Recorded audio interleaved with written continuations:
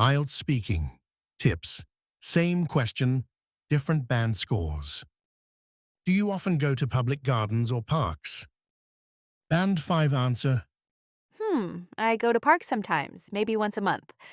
I like walking there because it's relaxing, but I don't go often because I'm usually busy with work. Why is this a band 5? Fluency and coherence. The answer is short and a bit hesitant. Maybe with basic linking. Because. Lexical resource uses simple vocabulary like relaxing, busy, walking, no idiomatic or precise expressions. Grammar. Limited range, only simple sentences and tenses. Pronunciation. Clear enough, but rhythm and intonation likely basic. Typical of a band 5. Communicates meaning, but lacks detail, complexity, and fluency. 7.5 answer. Yes, I go to public parks quite regularly, usually on weekends.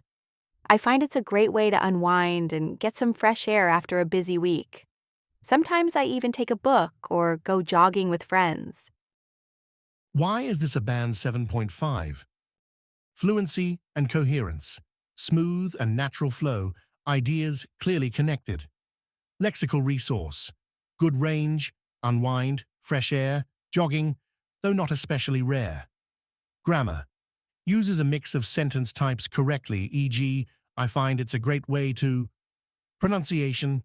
Generally natural, with clear stress and intonation.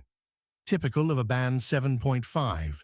Fluent and well-organized, with good language variety, but not highly sophisticated.